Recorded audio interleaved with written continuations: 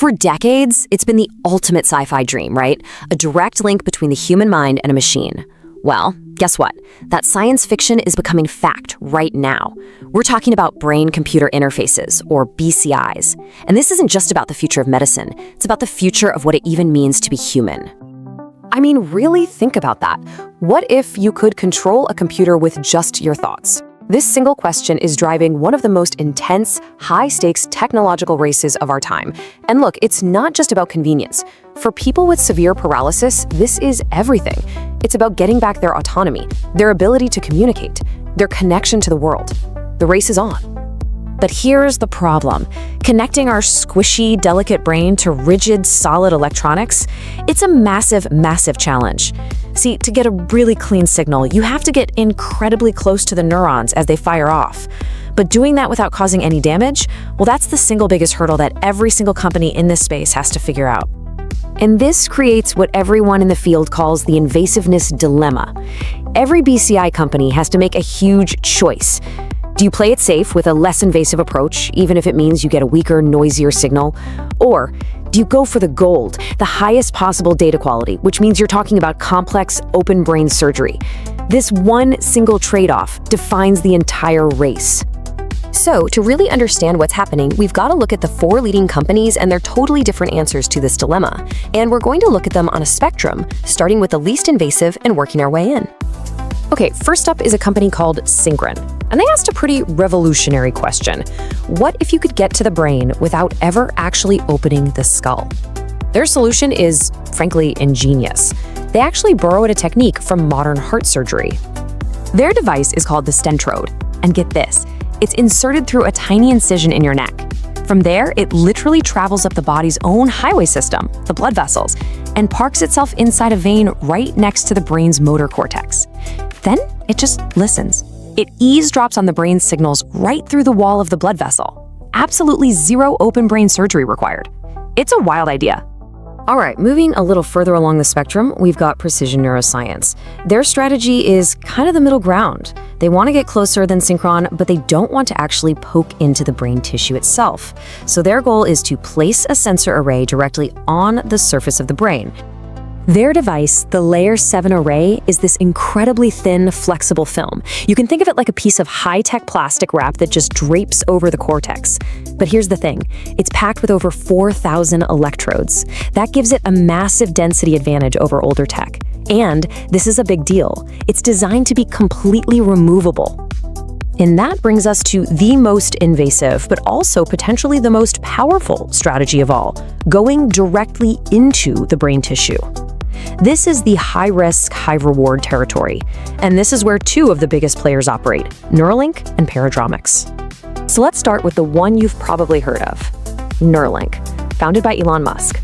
Now, their vision goes way beyond just therapy. They are talking about creating a true high-bandwidth symbiosis between the human brain and artificial intelligence. That's a goal that pushes their technology to the absolute bleeding edge. So how do they do it? The N1 implant uses 64 ultra-flexible threads. Each one is thinner than a human hair, and they're inserted directly into the cortex. Now, this isn't a surgeon's hands doing this work. It's a specialized robot, kind of like a high-tech sewing machine, that carefully weaves these threads into the brain, dodging blood vessels, all to capture the clearest possible signal from individual neurons. But Neuralink isn't the only company playing in the deep implant space. Paradramics shares that same goal of getting single neuron resolution, but they get there with a really different kind of design. Their device, called Connexus, uses a more rigid array of over 1,600 microelectrodes that also penetrate the cortex. So think of it less like flexible threads and more like a tiny, high-density brush. Their main focus is on creating a massive data pipeline to translate brain signals directly into high-speed speech and text for people who can't communicate. Okay, so let's put it all together. This table really just lays it all out, and it brilliantly illustrates the trade-offs. You've got Syncray way over on one end, with minimal invasiveness but fewer channels. And then on the total opposite end, you have Neuralink and Paradramics, with thousands of channels but requiring direct brain implantation. Precision is sitting right there in the middle. Each company is placing a massive bet that their spot on this spectrum is the one that's going to win.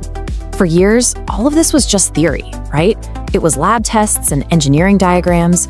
But in 2024, the race moved from the blueprint to a human being, and it gave us the first real, tangible glimpse of what this technology could actually do.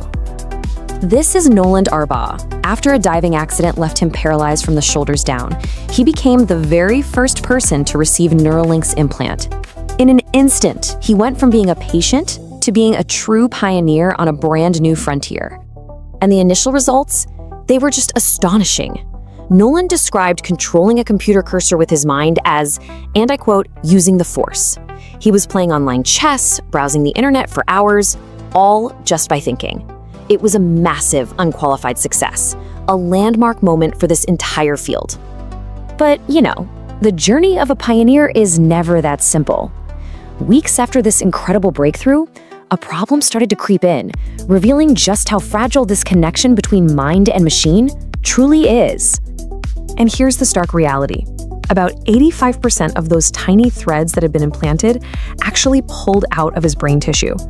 Now, why did that happen?